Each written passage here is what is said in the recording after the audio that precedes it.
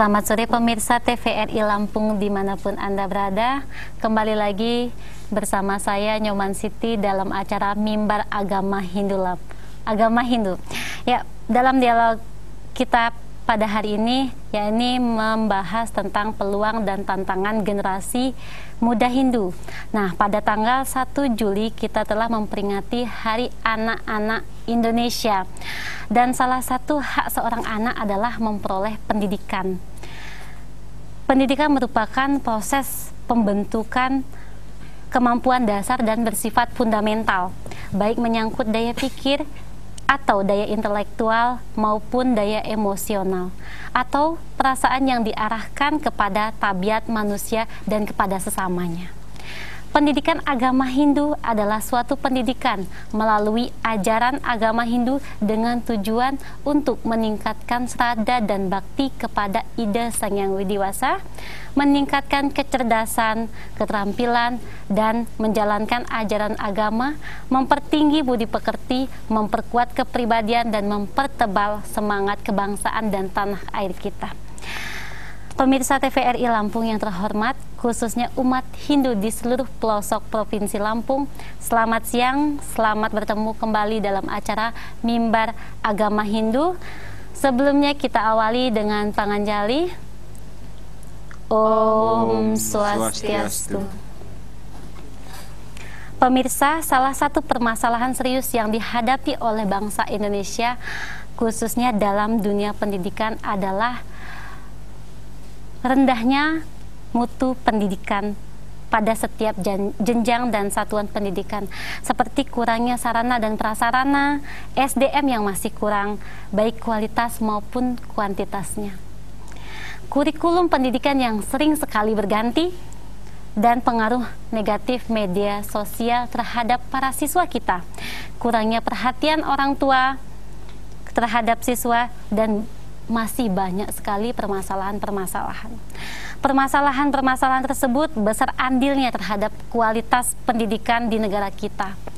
Di samping itu juga menyangkut adanya kesenjangan antara pengelolaan pendidikan yang dibiayai oleh pemerintah maupun bidang swasta. Hal ini mempengaruhi keberlangsungan pendidikan agama Hindu mulai dari sekolah dasar sampai perguruan tinggi Hindu atau Perti Hindu. Pemirsa, supaya kita dapat memahami secara lebih dalam lagi mengenai pendidikan agama Hindu yang berkaitan dengan tantangan dan peluang bagi generasi muda Hindu, di studio telah hadir narasumber kita yang akan memberi penjelasan dan informasi mengenai peluang dan tantangan generasi muda Hindu. Yang pertama yaitu Bapak Imadi Sutarjana SHMH. Beliau adalah Ketua Sekolah Tinggi Agama Hindu Lampung. Om Swastiastu Bapak Madi. Ya, yang kedua yaitu Ibu Wayan Sukarlinawati SPMSI. Ibu merupakan Waket 3 bidang kemahasiswaan ya Bu ya. Om Swastiastu Ibu. Om Swastiastu, nah, yang terakhir yaitu Bapak Suyono SAG MSI. Beliau adalah Ketua Program Studi Sekolah Tinggi Agama Hindu Lampung ya Pak ya. Om Swastiastu Bapak. Om Swastiastu. Ya, berkaitan dengan tema kita pada hari ini, kepada Bapak Madi, sebenarnya apa sih pendidikan agama Hindu ini? Apakah ada peraturan dari menteri atau pemerintah berkaitan dengan pendidikan agama Hindu? Saya persilahkan. Baiklah pemirsa yang terhormat, Om Swastiastu. Begini Mbak Siti ya, tentang pendidikan agama Hindu sebagaimana pendidikan agama yang lain, ini sesuai dengan Undang-Undang Sisdiknas juga telah diatur dan diperkuat lagi dengan Peraturan Menteri Agama nomor 56 tahun 2014 ya, 2014, di mana dalam Peraturan Menteri Agama tersebut diatur pengelolaan pendidikan agama khususnya agama Hindu mulai dari tingkat sekolah dasar hingga perguruan tinggi ya, yang nantinya itu akan diperkuat dalam pembentukan pasraman-pasraman non formal dan pasraman formal. Nah, khususnya pendidikan agama Hindu di Sekolah Tinggi Agama Hindu Lampung yang dikelola oleh Staf Lampung ini juga akan nanti memperkuat basis pengelolaan pendidikan-pendidikan yang dikelola oleh Pasraman. Dan pendidikan merupakan hak, ya, sebagaimana Mbak Siti tadi sampaikan, bahwa hak seorang anak untuk memperoleh pendidikan itu dimulai dari usia muda. Selain hak seorang anak untuk memperoleh kasih sayang, perlindungan, rasa aman, maka pendidikan juga merupakan kebutuhan yang mendasar yang wajib dan harus dipenuhi oleh orang tua dan anak-anak. Jadi itu merupakan kebutuhan dan kewajiban, hak, ya, merupakan hak dasar dari anak. Nah, berkaitan dengan peraturan pemerintah nomor 56 ini, apakah ini merupakan peluang untuk Perti Hindu dalam membentuk sekolah-sekolah baru, atau Pasraman ini merupakan sekolah atau bagaimana Pak sebenarnya? Iya, Pasraman itu merupakan sekolah juga, yaitu ya sekolah formal, dan nantinya ini merupakan bagian atau embrio dari sebelumnya Pasraman non formal. Jadi setelah Lampung nanti diharapkan lulusannya berkiprah dalam hal mulai dari pembentukan Pasraman non formal, dan kemudian nanti akan ditingkatkan menjadi Pasraman formal. Pasraman formal. Iya. Nah, kemudian Pasraman formal ini sama seperti MI, MTS atau iya, bagaimana? betul. Jadi Pasraman formal ini sebagaimana juga sekolah-sekolah keagamaan lain, ya, seperti sekolah-sekolah keagamaan yang dikelola oleh saudara-saudara kita umat Islam, mereka mulai mengelola, ya, bahkan sudah lama itu mengelola pendidikan dasar mulai dari madrasah sampai dengan tingkat aliyah, bahkan sampai perguruan tinggi, ya. Nah, nantinya kita juga akan seperti itu. Pengelolaan pendidikan agama ini dimulai dari pendidikan dasar hingga perguruan tinggi. Nah, tentunya karena ini kita mengelola pendidikan agama Hindu, tentunya pengetahuan-pengetahuan yang kita berikan kepada siswa dan mahasiswa adalah menyangkut ajaran-ajaran agama Hindu yang tertuang, ya, di dalam kitab suci Weda. Di dalam suci Weda. Ya, berkaitan ini peluang. Jadi pemirsa, PMA 56 tahun 2014, ya Pak, ya? Iya, betul. Ini memberikan kesempatan besar kepada umat Hindu untuk mendirikan sebuah sekolah-sekolah formal. Dari Pasraman ini menjadi sekolah-sekolah formal. Nah, di sini di sekolah tinggi agama Hindu akan memberikan sumbangan seperti guru atau ya apa ya? Iya, kita harapkan nanti lulusan atau output dari Sekolah Lampung ini dapat berkiprah, ya, berkiprah di dunia pendidikan, ya, khususnya di Pasraman. Nah, ini tentang peluangnya. Nah, berkaitan tema kita, Ibu, tantangan. Apa sih tantangan Ibu ini kan sebagai ketiga bidang kemahasiswaan? Tentu Ibu lebih paham karena Ibu pasti lebih terjun langsung, ya Bu, terjun langsung ke lapangan untuk melihat keadaan mahasiswa ini. Tantangan-tantangan seperti apa sih Bu yang dihadapi dari Perti Hindu ini? Baik, sebelumnya Om Swastiastu. Terima kasih Mbak Yama Siti.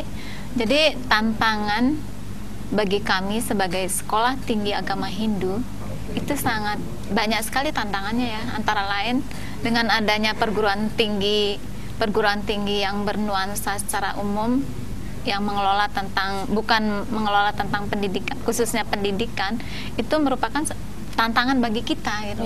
Misalnya seperti dengan adanya Universitas Lampung, dia sebagai universitas negeri, itu merupakan incaran para calon mahasiswa. Dia ingin kuliah di perguruan tinggi negeri, ya. Jadi kita sebagai sekolah tinggi agama Hindu atau STA yang berbasis Hindu itu merupakan tantangan di dalam perekrutan, khususnya merekrut calon mahasiswa baru itu. Nah, dengan adanya banyak perguruan tinggi swasta maupun negeri di Lampung khususnya, itu sangat berat bagi kami untuk merekrut calon-calon mahasiswa baru yang ingin kuliah di STA ini, yang karena notabene-nya adalah sekolah tinggi agama Hindu yang bergerak di dalam pendidikan agama Hindu itu. Itu merupakan tantangan bagi kami. Tantangan, ya Bu, ya. Ya, jadi, selain itu juga ya tantangan yang mungkin sifatnya umum ini ya. Boleh dikatakan pendidikan agama atau keagamaan ini kan khusus sifatnya ya. Khusus dan spesifik ya. Sehingga harus kita maklumi juga dan harus kita akui bahwa fakta generasi muda kita khususnya yang beragama Hindu masih menjadikan perguruan tinggi umum itu pilihan utama, pilihan pertama bahkan ya. Mungkin kita pilihan berikutnya lah begitu ya. Walaupun juga ada memang menjadikan Sekolah Lampung itu pilihan pertama juga. Tapi fakta memang ada yang sebaliknya dari mayoritas seperti itu. Mahasiswa memilih perguruan tinggi umum gitu. Nah, ini berkaitan dengan perguruan tinggi ini, apakah nanti mahasiswa nih, mahasiswa sudah masuk ke pendidikan agama Hindu, ke sekolah tinggi agama Hindu, setelah lulus ini mau jadi apa? Apakah guru saja? Karena kan program studinya itu pendidikan agama Hindu saja. Betul. Ini seperti apa, Bu? Jadi begini Mbak Siti, jadi setelah tamat nanti alumni kami yang ada di Sekolah Lampung ini tidak hanya dia bisa jadi guru, seorang guru. Memang kita mempersiapkan atau mencetak sesuai dengan prodi kita kan pendidikan agama Hindu menjadi guru kan setelah keluarnya nanti. Tetapi kenyataannya mereka bisa berkiprah selain menjadi guru, bisa juga mereka bekerja di perusahaan-perusahaan swasta. Oh, jadi bisa ya, Bu ya. Jadi jadi guru, jadi apa anggapan-anggapan yang mengatakan bahwa nanti saya kalau sekolah di pendidikan agama Hindu ujung-ujungnya jadi guru, bahkan banyak sekali guru agama Hindu gitu takutnya tidak mendapatkan pekerjaan. Tapi malah sebaliknya banyak yang bekerja di luar jalur ya istilahnya. Itu karena di dalam pendidikannya itu diberikan materi lain atau bagaimana? Apakah keahliannya masing-masing? Ya, jadi di Sekolah Lampung ini selain mempelajari masalah agama, itu juga ada mata kuliah umum yang sifatnya umum gitu ya. Selain mata kuliah keahliannya, memang keahlian di sini adalah keahliannya agama Hindu kan, tetapi ada mata kuliah umumnya seperti misalnya mata kuliah komputer, kemudian bahasa Inggris, kewarganegaraan, kemudian Pancasila, bahasa Indonesia, ilmu sosial dan budaya dasar. Nah, kemudian yang satu lagi yang sangat menarik itu ada mata kuliah khusus seperti umumnya, yaitu seperti mata kuliah kewirausahaan. Ya, nah khususnya untuk mata kuliah kewirausahaan ya, kebetulan Mbak Siti saya yang mengajuh itu mata kuliah itu. Jadi memang nilai-nilai kewirausahaan itu sangat berdekatan, sangat terkait dengan nilai-nilai spiritual juga. Karena nilai spiritual dan nilai kewirausahaan ini saya ambil contoh misalnya ya, nilai-nilai tentang keberanian ya, keberanian membuat keputusan ya, mengatakan yang sebenarnya, nilai-nilai kejujuran itu juga ada di dalam nilai-nilai kewirausahaan ya. Jadi mata kuliah kewirausahaan ini juga turut serta maksimalkan nilai-nilai spiritual yang dimiliki oleh mahasiswa nantinya ya. Dan ini juga terbukti dari beberapa lulusan Sekolah Lampung juga tidak hanya menjadi guru tetapi juga berkiprah di dunia usaha ya. Ada juga yang sudah mulai membuka usaha ya, Bu Kalina ya. Kemudian ada juga yang bekerja di perusahaan-perusahaan atau sektor swasta dengan berbagai macam profesi. Jadi memang mata kuliah ini memang cukup maksimal lah diberikan di Sekolah Lampung. Jadi kewirausahaan ini melengkapi di mana nantinya mahasiswa itu tidak hanya bisa menjadi guru, tetapi tidak hanya mengejar untuk menjadi pekerja, tetapi menciptakan peluang kerja. Lapangan pekerjaan. Ya, ini Bapak sudah berapa lama menjadi ketua staf? Iya, terima kasih Mbak Siti. Yayasan Buana Ashram ya, Bapak Ketua Yayasan, Bapak Nengah Marta menunjuk saya untuk mengelola, membina dan mengetuai lembaga Sekolah Lampung ini sejak September 2015.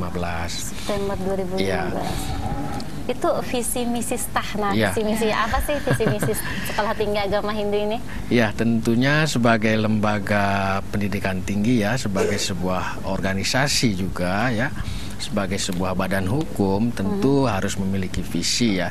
Sekolah Lampung di sini ingin mencetak sarjana yang berkarakter.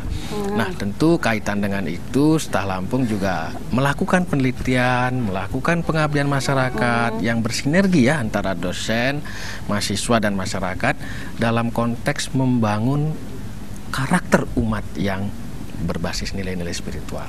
Nah, itu visi dan misinya. Visi dan misinya mencetak karakter yang berbasis nilai-nilai spiritual. Nilai-nilai spiritual.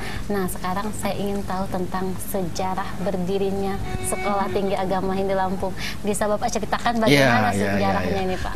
Begini Mbak Siti dan pemirsa sekalian, bahwa Sekolah Tinggi Agama Hindu Lampung awalnya itu merupakan bagian atau kelas jauhnya ya, dan waktu itu bekerja sama dengan Sekolah Tinggi Agama Hindu Dharma Nusantara Jakarta tahun 2003 ya.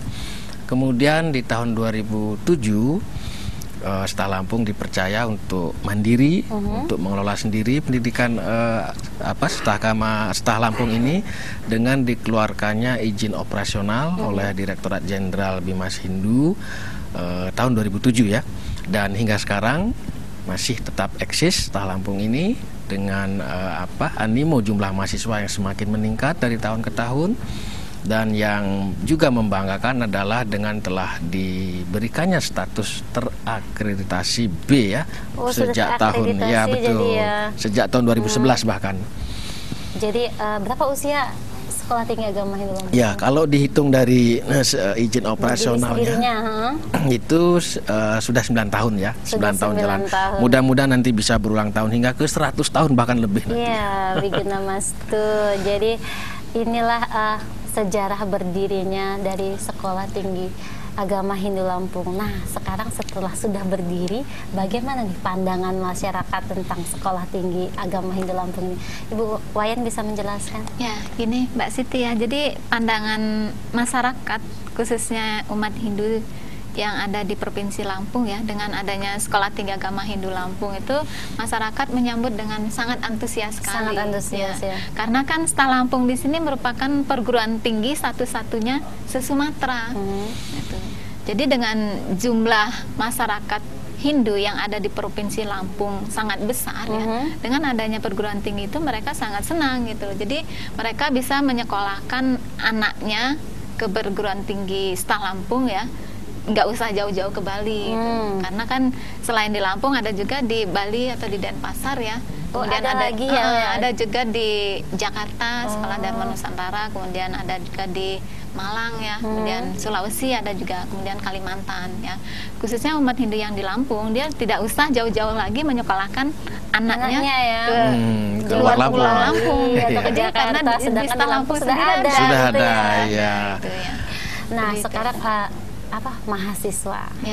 mahasiswa Sekolah Lampung ini dari daerah mana aja sih Bu? Apa memang dari daerah Lampung saja karena sekupnya Sumatera atau bagaimana ini?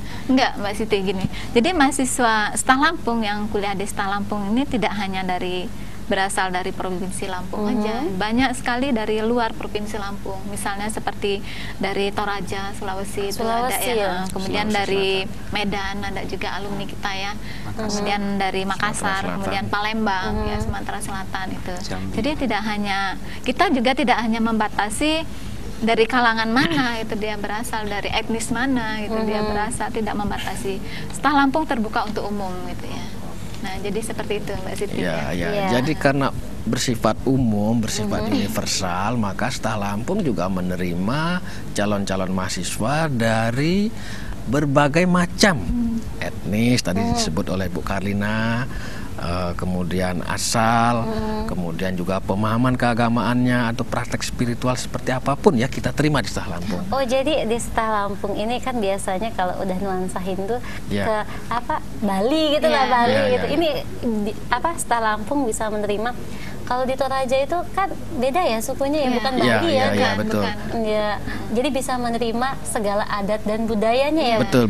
Jadi bisa diterima. Jadi sangat fleksibel, sangat universal, universal sekali ya. Jadi di Sekolah Lampung juga kita kembangkan unsur-unsur seni dan budaya lokal ya, seperti tari-tarian Lampung juga kita praktekkan kepada mahasiswa ya.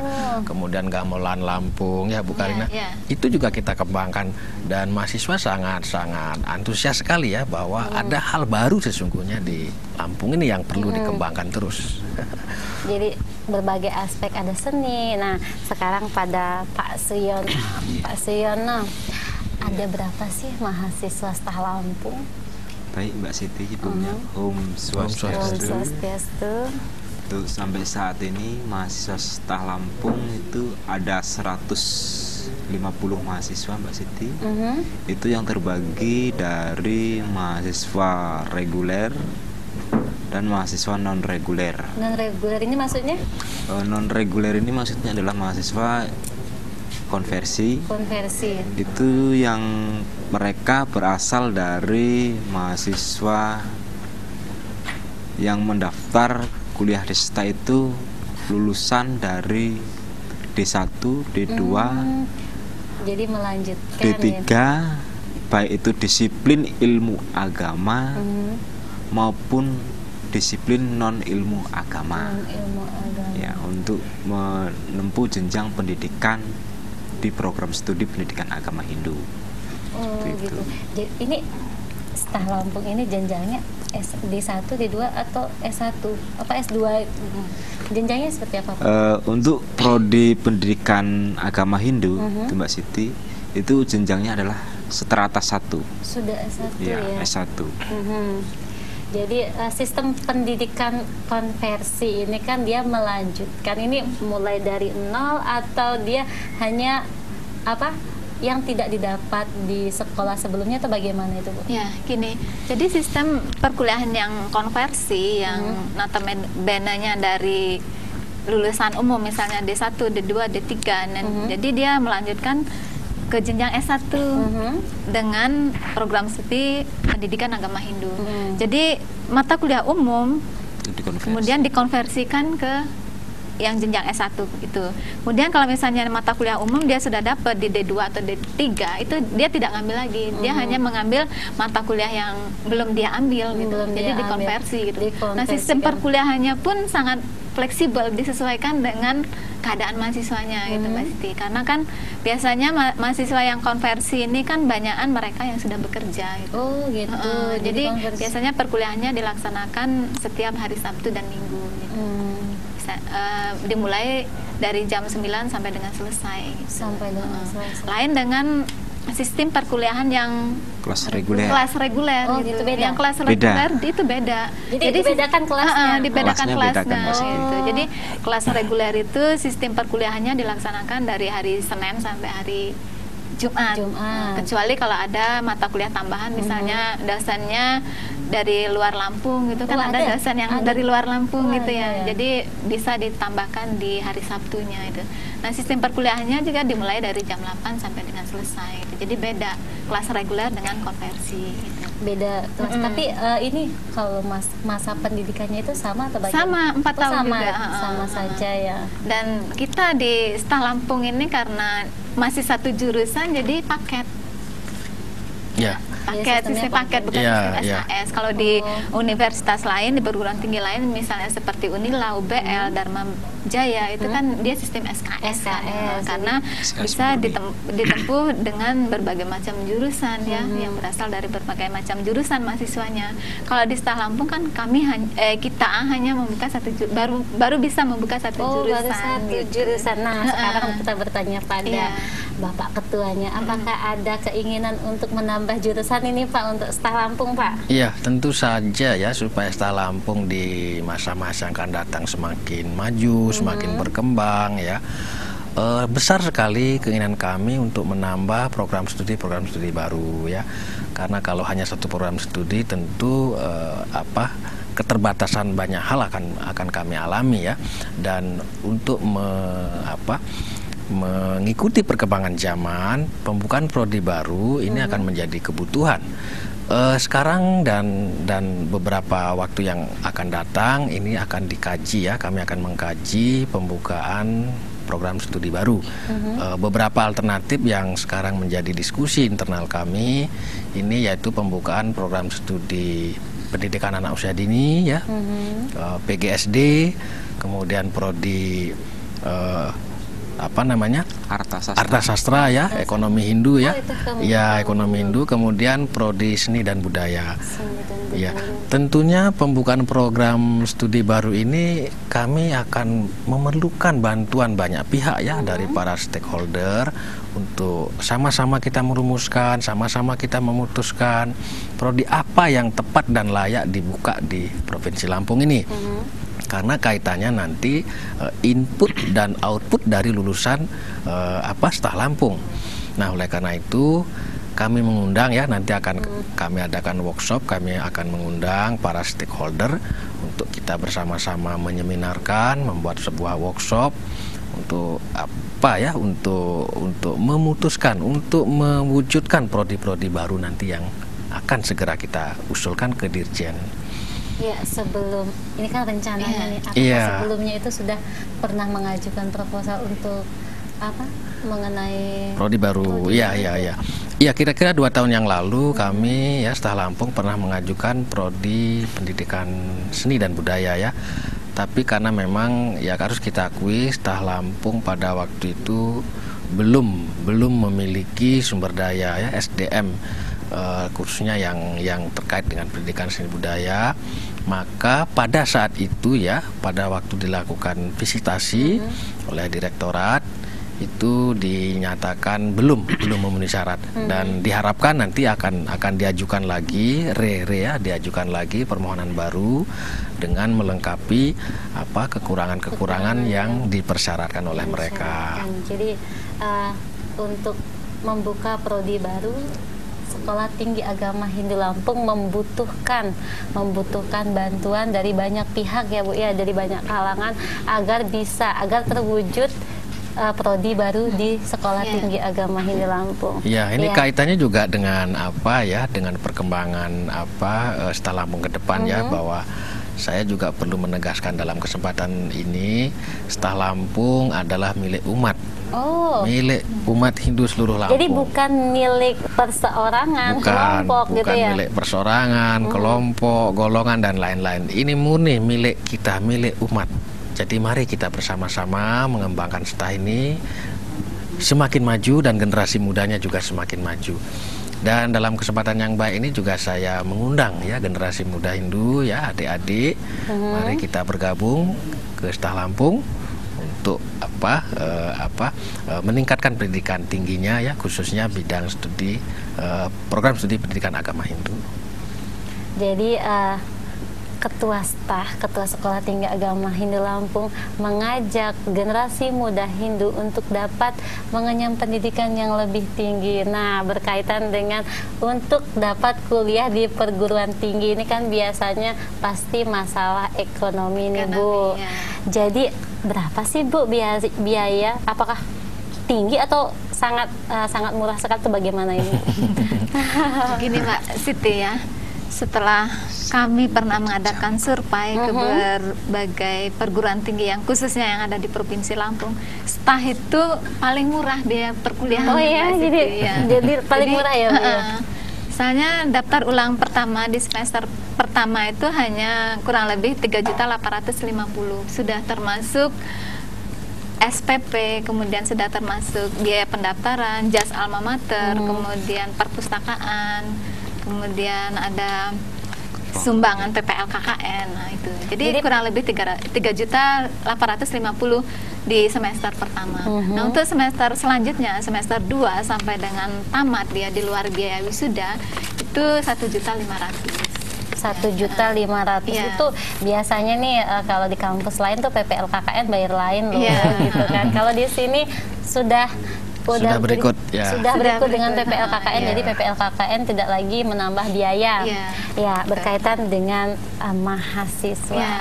mahasiswa staf Lampung. Apa sih Bu kegiatan-kegiatan mahasiswa staf Lampung ini? Banyak sekali Mbak Nyaman Siti ya, kegiatan-kegiatan mahasiswa Lampung ya.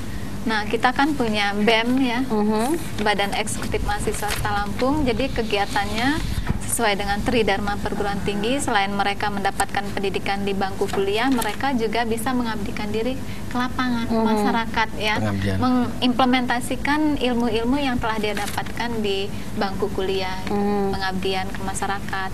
Misalnya seperti kegiatan bakti sosial, kemudian kegiatan-kegiatan yang lainnya, donor darah gitu ya. Kemudian di acara liburan anak-anak sekolah itu mereka mengadakan pasraman kilat. Pasraman kilat. Itu kemarin ada pasraman kilat juga Bu. Kemarin seperti kemarin ada di daerah Selagalingga sana ya, di daerah Lampung Tengah ya. Lampung Tengah. Padang Ratu. Nah, itulah juga Mbak Siti ya, Bu Kalina ya, perlu saya tambahkan di sini bahwa kegiatan-kegiatan mahasiswa ke lapangan memang ini semakin kami maksimalkan ya, karena ini dalam konteks transfer of science and transfer of knowledge. Jadi dia mentransfer pengetahuan apa yang diperoleh di bangku kuliah dan diaplikasikan di masyarakat. Termasuk di dalam konteks mensukseskan berlakunya Peraturan Menteri Agama Nomor 56 2014 ya, ini dalam kaitan juga mensosialisasikan itu dan berupaya nanti membentuk pasraman-pasraman ya. Ya. Dan kaitan dengan itu pula mahasiswa kami nanti pada 1 Agustus ya Pak Yono ya, akan berangkat ke Pulang Bawang dan ke Mesuji untuk melakukan kegiatan PPLKKN ya, dengan tema pengembangan pendidikan desa tertinggal. Nah, mudah-mudahan nanti di situ bisa teraplikasi, terwujud pembentukan pasraman-pasraman. Ya, ini kan tugas mahasiswanya nih. Saya tanya tugas dosennya. Ini dosennya melakukan pengabdian apa tidak ini? Dosennya juga sama, melakukan pengabdian juga kan, ada Tridharma Perguruan Tinggi ya, selain mengajar di kampus itu dosen juga ikut ke lapangan itu. Ikut ke lapangan itu, Bu. Pengabdian masyarakat ya, ada kegiatan-kegiatan penelitian, pengabdian ke masyarakat itu ada ya. Sama seperti mahasiswa juga ya. Oh, jadi tugas dosen dengan mahasiswa ini seimbang lah ya. Jadi beriringan gitu ya, Bu ya. Iya, mungkin saya tambahkan juga Mbak Siti ya, terkait dengan tugas dosen ya. Tentunya kebetulan saya sudah tersertifikasi sebagai pendidik ya sejak 2010 dan saya merasakan sekali itu ya, begitu ya, cukup beratlah tugas seorang dosen ya, dan ini terlaporkan nantinya dalam beban kerja dosen ya, selain juga melakukan kegiatan Tridharma Perguruan Tinggi ya, pendidikan pengajaran, penelitian dan pengabdian masyarakat, dan beban kerja itu harus maksimal, harus cukup, dan itu nanti harus dipertanggungjawabkan. Oh, jadi gitu ya Pak ya. Jadi, nah sekarang dosen-dosennya ini lulusan apa sih Bu? Ya, jadi dosen-dosen yang ada di Staf Lampung itu latar belakang pendidikannya ada yang S1, kemudian ada yang S2, ada juga yang S3, kemudian ada juga yang masih melanjutkan program studinya ke S3. Di Staf Lampung ada 5 orang yang masih menempuh jenjang S3. Itu jadi Bapak sebagai ketua staf memberikan peluang ya Pak ya pada dosen-dosen untuk dapat memperoleh ilmu yang setinggi-tingginya ya Pak? Iya tentu, sebagai ketua juga saya wajib memfasilitasi ya, mendorong agar para dosen ini terus mengembangkan pendidikannya hingga jenjang yang paling tinggi. Dan saat ini Staf Lampung seperti diinformasikan Bu Karina tadi sudah atau masih ya, masih menyelesaikan studi 5 orang dosen ya untuk kelanjutan studi S3-nya ya Bu Karina ya, di beberapa perguruan tinggi, baik yang ada di Denpasar, kemudian ada yang ada di mana itu di Bandung dan juga di Lampung. Di luar daerah ya, iya, betul. Tidak hanya diizinkan di Provinsi Lampung. Biasanya kan hanya boleh di Provinsi Lampung untuk dapat melaksanakan tugasnya dengan baik. Ini ternyata diizinkan di luar. Ya, ini juga kebijakan dari Direktorat Jenderal Bimasindu bahwa dosen-dosen yang telah memiliki jenjang pendidikan S2 untuk selanjutnya melanjutkan lagi ke jenjang S3 di perguruan tinggi manapun. Syukur-syukur nanti bisa keluar negeri, karena ini juga sudah diprogramkan oleh Dirjen Bimasindu ya, untuk short course ke India terutama ya. Ada juga. Nah, sekarang berkaitan dengan cara pendaftaran Pak Suyono. Nah, ini kan berkaitan dengan prodi ini, pendaftarannya harus manual atau udah bisa online ini? Untuk ini baik Mbak Siti, Swastiastu. Untuk pendaftaran kita bisa manual, bisa secara online. Bisa ya? Itu ininya emailnya apa ya biar pemirsa tahu? Emailnya bisa ke stahlampung@yahoo.com. Itu bisa dikirimkan di email Staf Lampung. atau ke www.stahlampung @co.id. Oh ya, jadi pemirsa, jika Anda tidak bisa bertatap muka atau mendaftar secara langsung, Anda bisa mendaftarkan di www.stahlampung@yahoo.co.id ya. Iya. Atau kalau juga itu mungkin belum bisa diakses oleh calon mahasiswa baru, silakan adik-adik nanti mahasiswa baru berhubungan langsung dengan Ibu Karlina. Oh bisa. Beliau akan siap standby. Benar sekali Pak Ari ya. Sekarang kan dunia sudah berbasis IT ya, jadi tidak harus mereka bertatap muka itu, bisa lewat WA, kemudian bisa lewat Facebook, bisa via telepon langsung ya.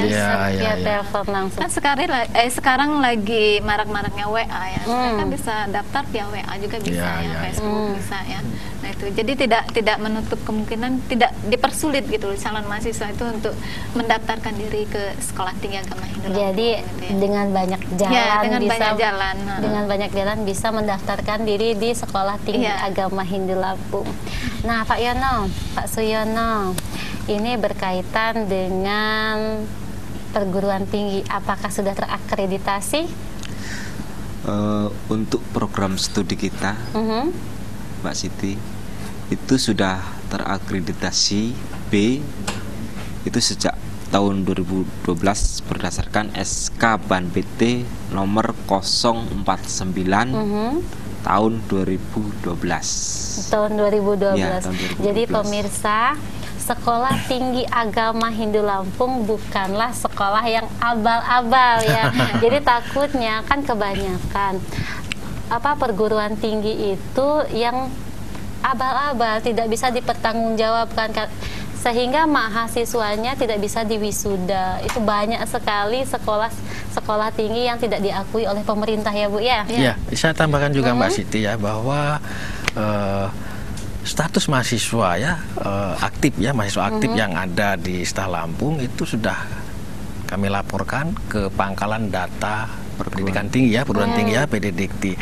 Jadi di sana tercatat siapa nama mahasiswanya, apa aktivitasnya, kapan dia terdaftar dan seterusnya, kapan dia lulus, bahkan sampai nilai-nilai per semesternya juga terekam di situ di Pangkalan Data. Itu bisa diakses ya Pak? Bisa diakses. Bisa diakses. Jadi kalau sudah bisa diakses, ini akan mempersulit orang-orang yang membeli ijazah ya. Sudah barang tentu itu karena sudah dipagari di situ ya. Dipagari, jadi, dan mereka yang ada di dalam pagar tentunya akan aman ya. Jadi sudah bisa diakui dengan jelas dan bisa dibuktikan kebenarannya ya. Berkaitan dengan pendidikan ini tentang pengetahuan. Itu ada dalam kitab suci Bhagavad Gita Bu, Adhyaya 6 sloka. Adhyaya 4 sloka 36 ya, yang tentang pengetahuan itu ya Bu. Yang bunyinya, walau seandainya engkau paling berdosa di antara manusia yang memikul dosa, dengan perahu ilmu pengetahuan ini lautan dosa dapat engkau seberangi. Ini maknanya apa sih Bu? Saya suram gitu kan. Dengan apa sih yang terkandung dalam Bhagavad Gita ini Bu? Maknanya apa Bu? Jadi makna yang terkandung dalam sloka Bhagavad Gita sloka 4 Adhyaya 36 itu tentunya dengan ilmu pengetahuan yang setinggi-tingginya mereka akan mampu menyeberangi atau mencari sebuah makna daripada hidupnya dengan tujuan, dengan jalan dharma gitu ya. Nah, sesuai dengan konsep atau semboyan dalam agama Hindu itu adalah moksatam jagadipaya ca iti dharma ya. Nah, tentunya dengan pengetahuan, selain kita mempunyai pengetahuan yang tinggi, itu harus diimbangi dengan spiritual gitu. Ya. Jadi spiritual itulah untuk menyeberangi menuju kita nanti supaya mencapai dharma gitu. Jadi ilmu pengetahuan itu untuk membentengi harta, bukan harta yang akan membentengi kita. Biasanya orang-orang yang sudah berharta tinggi itu kalau tidak bisa membatasi atau tidak bisa dibatasi dengan spiritual, akan dengan sendirinya akan hancur. Jadi gitu. Ya, itu juga bisa dimaknai begini ya Bu Karlina ya. bahwa apa sih kekayaan yang sesungguhnya. Nah, ternyata kekayaan kita yang sesungguhnya adalah ilmu pengetahuan, bukan harta. Oh iya, benar. Harta bisa hilang. Iya, benar sekali. Tapi pengetahuan tidak. Tidak bisa dicuri ilmu pengetahuan. Harta dalam sekejap bisa musnah. Ilmu pengetahuan akan menjaga seperti yang disampaikan oleh ya. Jadi dengan ilmu pengetahuan itulah manusia dituntut untuk bisa sejahtera ya, bisa bahagia dan lain-lain. Nah, itulah pentingnya pendidikan dalam konteks kini ya, bahwa sebagaimana pepatah mengatakan ya, pendidikan jangka panjang. Long life education ya. Jadi seumur hidup. Jadi pengetahuan itu tidak hanya saat ini tapi juga untuk yang akan datang. Jadi ini investasi jangka panjang sifatnya. Jadi sesungguhnya ilmu pengetahuan adalah investasi kita untuk ke depan ya. Betul. Nah, sekarang berkaitan dengan investasi. Pendidikan adalah investasi. Ini berkaitan dengan wanita, Bu. Kesetaraan gender ini, apakah wanita Hindu ini harus memperoleh ilmu pengetahuan yang sama, atau biasanya wanita Hindu ya sudah gitu, karena ujung-ujungnya pasti menikah, itu akan mengabdi pada suaminya. Ini salah nggak sih, Bu, pepatah ini, Bu? Jadi sebagai wanita ini bagaimana, Bu, menurut pendapat Ibu? Ya, jadi begini ya Mbak Siti ya, sesuai dengan perkembangan zaman ya, bahwasanya wanita di era globalisasi sekarang ini itu tidak selalu diberikan kesempatan untuk menuntut ilmu setinggi-tingginya. Jadi wanita di zaman era globalisasi ini sama haknya dengan laki-laki sesuai dengan gender ya. Beda dengan wanita zaman dulu ya. Wanita zaman dulu kan sangat dibatasi sekali untuk mengenyam pendidikan ya. Tidak semua orang bisa mengenyam pendidikan, apalagi wanita gitu ya. Jadi wanita di era globalisasi sekarang ini sangat diberi kesempatan, haknya sama dengan laki-laki. Wanita juga tidak menutup kemungkinan dia menjadi seorang pemimpin gitu. Jadi sama porsinya hak dan kewajiban antara laki-laki dengan wanita itu sama gitu, di zaman era globalisasi saat ini. Jadi wanita Hindu itu mempunyai hak yang sama, pemirsa, untuk memperoleh pendidikan. Jadi untuk para orang tua yang memiliki anak perempuan, ini hak anak loh, ya ini hak anak untuk memperoleh pendidikan. Jadi jangan sampai nanti mempunyai asumsi bahwa wanita Hindu ini sudahlah sampai SMA saja. Ini sangat salah ya, Bu ya. Iya, ini fakta yang menarik juga Mbak Siti ya, Bu Karlina kan. Calon mahasiswa baru kita yang terdaftar saat ini lebih kurang 25 lebih ya. Itu justru banyak wanitanya itu. Justru banyak wanitanya, dan beberapa angkatan sebelumnya juga demikian, banyak wanitanya. Jadi ini menunjukkan bahwa kesetaraan gender, persamaan hak antara pria dan wanita itu bukan masalah dalam konteks agama Hindu ya. Jadi agama Hindu ini memberikan kesempatan pada semuanya, tidak hanya laki-laki. Jadi pendidikannya sama ya. Ini berkaitan dengan mahasiswa lagi, ini para alumni nih ya. Sekarang para alumni, tadi kan tugas mahasiswanya sudah, tugas dosen sudah, ini tugas alumni apa ini ya? Iya, jadi alumni itu merupakan aset penting bagi Staf Lampung dan sebagai partner strategis ya bagi Staf Lampung ya.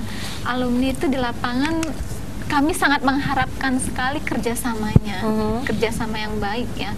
Tentunya dalam hal misalnya dalam perekrutan calon mahasiswa baru ya, mereka kami harapkan ikut mensosialisasikan, ikut memajukan Staf Lampung sesuai dengan yang Pak Made tadi sampaikan, bahwasannya Staf Lampung itu merupakan kampusnya umat sedharma itu.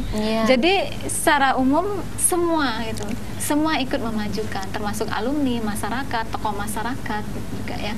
Nah itu, jadi alumni merupakan aset terpenting bagi kami di lapangan gitu. Ya, itu juga kami menghimbau kepada para alumni untuk terus berkomunikasi ya, dari lembaga juga terus membuka komunikasi dengan alumni ya, sebagaimana tadi disampaikan oleh Bu Wan Karlina, sebagai mitra strategis ya, strategi partner ya alumni ini, karena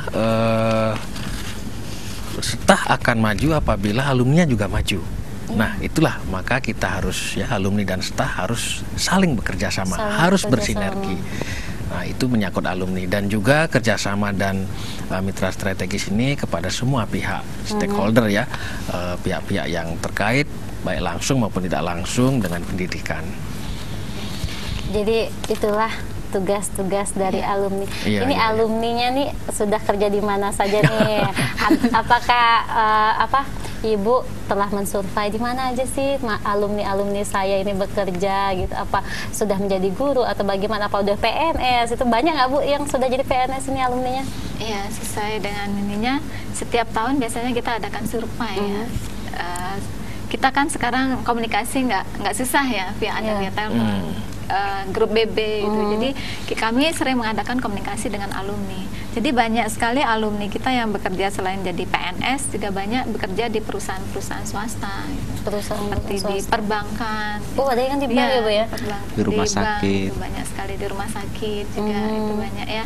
Nah itu. Jadi walaupun prodinya di sini pendidikan agama Hindu gitu. Nah, ketika mereka berkiprah di lapangan atau di masyarakat, itu mereka mampu bersaing dengan yang lainnya itu. Karena di situ kan dibekali dengan ilmu komputernya ada, kewirausahaannya ada. Yang penting selain mereka dapat ilmu pendidikan agama Hindu, mereka harus meningkatkan basicnya itu, basic misalnya meningkatkan komputernya, keahlian dalam bidang komputer. Nah, ketika nanti ada perekrutan di bank misalnya, mereka ikut bisa bersaing gitu. Jadi sudah dibekali dari perguruan tinggi ini gitu. Tentang apa, komputer, bahasa Inggris ya Bu ya. Kewirausahaan juga ya. Kewirausahaan. Jadi banyak sekali materi-materi kuliah. Nah, sekarang masih berkaitan tentang agama. Ini di dunia medsos ini banyak sekali tentang toleransi Bu. Nah, bagaimana kita sekolah kampus Ibu ini mengajarkan tentang toleransi? Apakah ada materinya tentang bagaimana sih kita menghormati agama lain atau hanya tentang Hindu saja, itu bagaimana Bu? Tidak ya. Kami di Staf Lampung itu ada mata kuliah ilmu perbandingan agama ya. Nah, di situ diajarkan tentang toleransi ya. Bagaimana menghormati agama-agama yang lain, sedangkan di Indonesia sekarang secara sah diakui kan ada 6 agama ya. Nah, jadi sesuai dengan semboyan Bhinneka Tunggal Ika itu ya. Kita harus mengajarkan tentang toleransi ya, etika, bagaimana menghormati agama yang satu dengan yang lainnya ya. Tercermin juga dalam perayaan hari raya gitu ya. Ketika ada perayaan hari raya Idul Fitri agama Islam itu kita ucapkan. Begitu juga sebaliknya itu ya. Ya sesuai dengan semboyan Bhinneka Tunggal Ika, sesuai dengan Pancasila ya, nilai Pancasila yang pertama ya, Tuhanan Yang Maha Esa. Nah itu kita tujuannya memang sama kan, untuk kembali pada Tuhan satu kan, tetapi di dalam implementasinya kita diajarkan saling menghargai, saling menghormati, toleransi di dalam beragama ya. Jadi mungkin bisa saya tambahkan juga dari keterangan Bu Karlina tadi bahwa dalam konteks kemahasiswaan pun juga kerjasama ini sudah dilakukan ya dengan mahasiswa-mahasiswa yang berasal dari agama lain ya. Kerjasama dengan mahasiswa-mahasiswa Fakultas Usuluddin ya, Universitas Islam Negeri. Kemudian kerjasama dengan Sekolah Tinggi Agama Budaya Jinara kita ya. Kerjasama ini sudah berlangsung beberapa waktu ya, sangat kuat kerjasama ini. Beberapa mahasiswa dari Universitas Islam Negeri Lampung juga pernah beberapa kali ke perpustakaan di Staf Lampung untuk melakukan kajian-kajian mungkin atau penelitian skripsinya mungkin, dan itu sudah berjalan sih selama ini dan tidak ada masalah. Jadi Staf Lampung ini terbuka tidak hanya untuk umat sedharmanya, tetapi untuk semua agama ya Bu ya. Iya. Ketika ingin bertanya silakan gitu ya Bu ya. Betul. Jadi welcome dengan dengan agama lain itu sama saja Bu ya. Tidak mengajarkan bahwa Hindu ini yang paling bagus, tidak ya Bu ya. Semua agama itu sama. Karena kita mengajarkan bahwa yang tadi karakter. Karakter ya. Karena itu visi kita ya, membangun karakter yang baik gitu ya. Nah, sekarang berkaitan dengan prodinya nih Pak. Prodinya. Ini kurikulum yang dipakai di Staf Lampung ini apa Pak? Kurikulum yang kita pakai di Stah Lampung itu adalah kurikulum, yaitu berbasis kerangka kualifikasi nasional Indonesia, di mana kurikulum ini kita mengikuti perkembangan yang sudah diwacanakan oleh kementerian dari 2 tahun yang lalu. Kita sudah mengikuti kurikulum itu, kurikulum KKNI seperti itu. KKNI ya. Jadi supaya lebih terukur luaran kita atau lulusan kita, jadi kita untuk kurikulum dilakukan pembenahan terus tentang kurikulum itu. Jadi kurikulum ini tidak bisa kita karang-karang, kita buat sendiri. Oh, tentu tidak bisa ya. Sudah ada standarnya Mbak Siti. Dan gini Mbak Siti ya, tentang kurikulum ya, kita kan terikat 2 hal. Satu, kita terikat dengan kurikulum inti ya, kurikulum inti ini dikeluarkan oleh Direktorat Jenderal Bimasindu ya, dan kurikulum institusional. Nah, setiap perubahan kurikulum ini harus melalui keputusan, melalui kajian, melalui rapat senat ya, baru itu kemudian diputuskan apabila akan kurikulum itu diberlakukan atau dilakukan perubahan-perubahan. Jadi tidak bisa main copot, main pasang begitu. Jadi melalui proses akademik ya. Jadi ternyata ada pak-paknya ya. Iya. Itu berapa SKS ya Pak ya di perguruan tinggi Hindu? Kalau untuk di program studi pendidikan agama Hindu itu 150 SKS. 150 SKS itu untuk sarjana. S1 ya. S1 ya. Itu berapa mata kuliah itu Pak? Itu semua sebanyak 56 mata kuliah. 56 maha. Ya, mata kuliah ya. 56 mata kuliah, 30 mata kuliah agama. Terus 20 mata kuliah pendidikan dan yang umum, seperti itu. Ini tadi ada berapa yang mata kuliah agama? Ada 30 mata kuliah. Ada 30. Bisa nggak disebutkan yang inti-intinya saja supaya pemirsa tahu bahwa kurikulum kita ada kurikulum inti apa saja Pak yang intinya? Itu ada Weda, ada Yoga, Itihasa, Purana, Acara, Warige, Dharma Wacana, dan lain-lain. Ilmu perbandingan agama, Darsana, banyak dan sekali ya, Pak, lainnya. Baik, itulah mata kuliah ya Pak ya, sebaran mata kuliah yang harus ditempuh oleh mahasiswa Stah Lampung. Jadi pemirsa, jadi pemirsa, itulah mata kuliah yang harus ditempuh oleh mahasiswa jika ingin melanjutkan ke Sekolah Tinggi Agama Hindu Lampung. Dan kemudian Sekolah Tinggi Agama Hindu Lampung ini tidak hanya mengajarkan tentang agama, tadi ada komputer, ada bahasa Inggris gitu, kewirausahaan, banyak sekali, ada perbandingan agama. Itu sangat berguna sekali untuk bekal kita nanti ya, berkaitan dengan mahasiswa nih, mahasiswanya kalau masuk ini ada jalur-jalurnya nggak sih Bu? Ya begini Mbak Siti ya, khusus untuk di Stah Lampung gitu ya. Jadi di sini ada jalur bidik misi ya. Oh, bidik misi itu apa Bu? Bidik misi? Bidik misi itu adalah diperuntukkan untuk calon mahasiswa yang ingin kuliah di Stah Lampung itu yang kurang mampu. Oh, ya, jadi ada kurang mampu secara ekonomi loh. Secara ekonomi mereka tidak bisa membayar perkuliahan. Misalnya kami menyediakan beasiswa bidik misi namanya. Jadi mereka hanya membayar uang pendaftaran saja, kemudian SPP sampai tamat free, dibebaskan, tidak dipungut biaya sama sekali itu. Kecuali nanti dia ketika wisuda baru bayar uang wisuda. Kemudian saja. Biaya hidup di tanggung oleh Lampung itu ditanggung oleh sendiri oleh mahasiswa yang bersangkutan. Jadi hanya dibebaskan dari SPP gitu, dibebaskan SPP-nya. Itu kalau beasiswa ada nggak sih Bu? Beasiswa ada ya dari Dirjen Bimasindu ya, dari kementerian ya. Beasiswa itu setiap tahun kita ajukan itu, tapi syaratnya dia harus terdaftar dulu jadi mahasiswa. Oh, Biasanya gitu. mahasiswa itu setiap tahun kita ajukan untuk mendapatkan beasiswa dari program dirjennya. Lain dengan di perguruan tinggi lain itu kan mahasiswanya yang aktif mencari program kalau beasiswa di itu sini ya. Kalau di sini kampusnya. kampusnya ya, itu yang menyediakan, yang membantu. Jadi dipermudah.